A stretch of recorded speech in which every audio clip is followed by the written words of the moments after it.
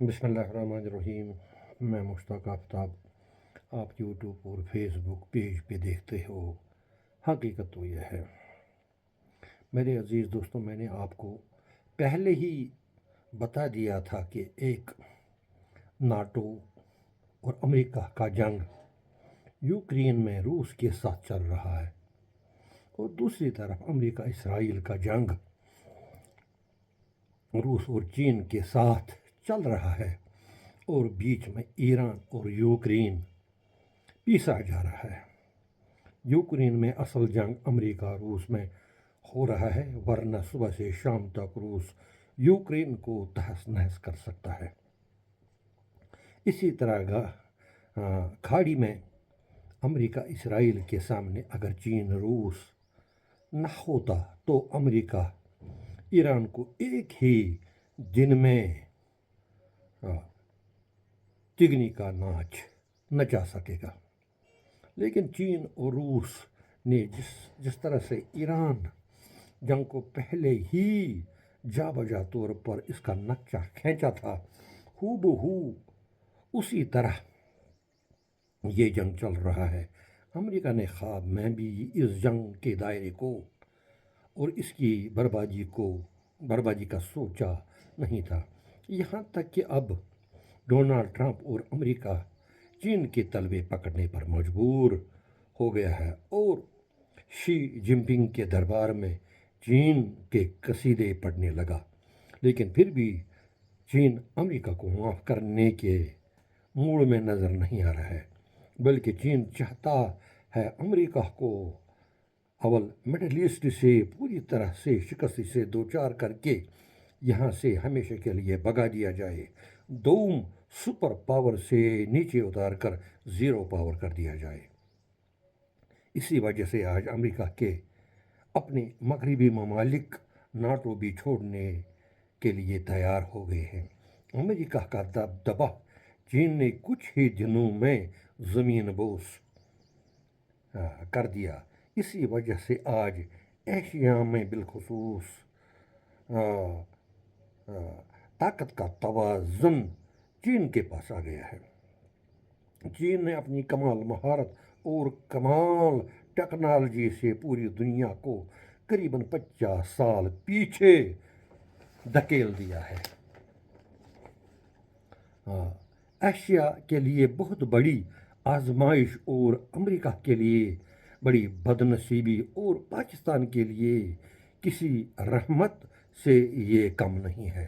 Donald Trump کو جس طرح چین سے بے آبرو ہو کر نکلنا پڑا، اس کی کلپنا ڈونلڈ ٹرمپ نے ہرگز نہ کی ہوئی، بلکہ ڈونلڈ ٹرمپ کے کمانڈوز کو تقریر حال میں جانے ہی نہ دیا۔ اصرار کرنے پر ان کو چائنیز کمانڈوز نے مارا پیٹا۔ یہ ہوتی ہے وقت کی مار۔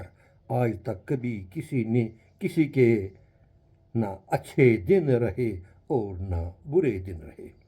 وقت نے امریکہ اور ڈونلڈ ٹرمپ کو چین کے سامنے بھیک مانگنے پر مجبور کیا ہے۔ وقت دیکھو کروٹ کیسے بدلتا ہے۔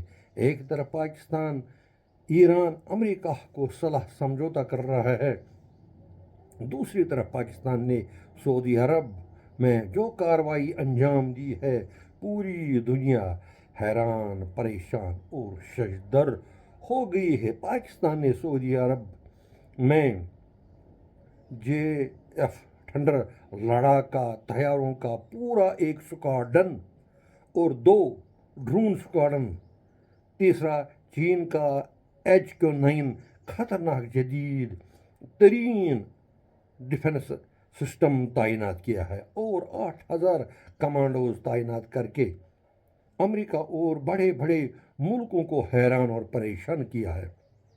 ایسی کارروائی سے ایشیا میں ہی نہیں بلکہ بہت سارے مغربی ممالکوں کو بھی GDP پر گہرا اثر پڑنے والا ہے۔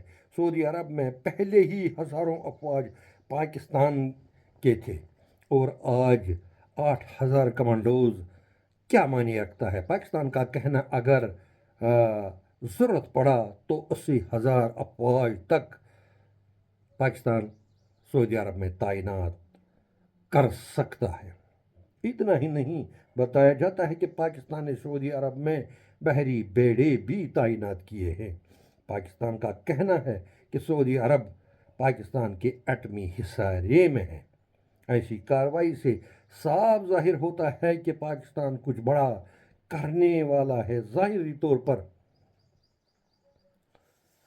کہ سعودی عربیہ پر جو بھی کوئی معمولی کارروائی کرنا چاہتا ہے تو اس کو صاف طور پر پاکستان کے غیظ و غضب کا شکار ہونا پڑے گا، جس کی کوئی جرت نہیں کر پائے گا۔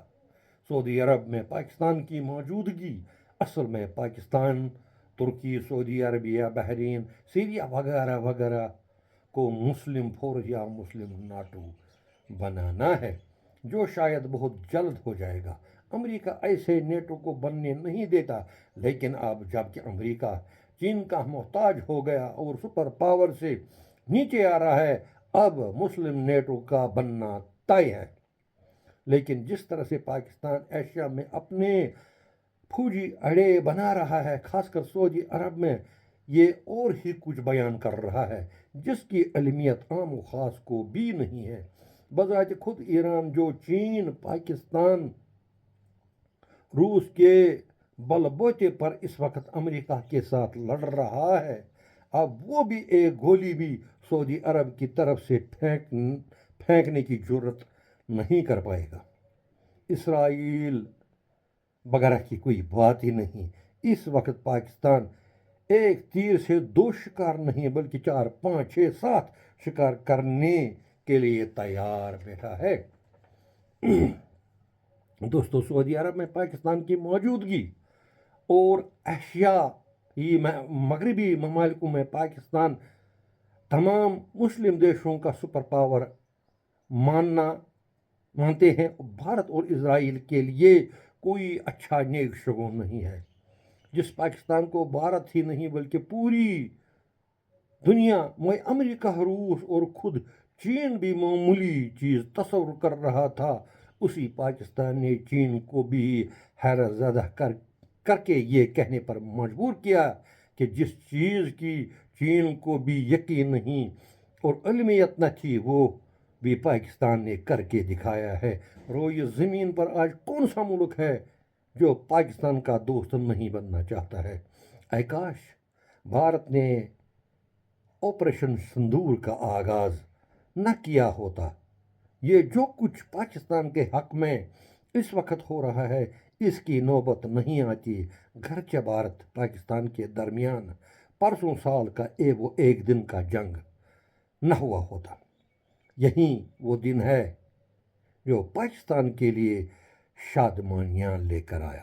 یہی وجہ ہے آج میڈل ایسٹ کے تمام مسلم ممالک کے علاوہ امریکہ، روس اور چین تینوں پاکستان کے ساتھ کھڑا نظر آ رہے ہیں۔ واقعی پاکستان اپنی خارجہ پالیسی میں کامیاب ہوا ہے، یہ ہمیں ماننا ہی پڑے گا۔ مشتاق آفتاب کو اجازت دیجیے، خدا حافظ۔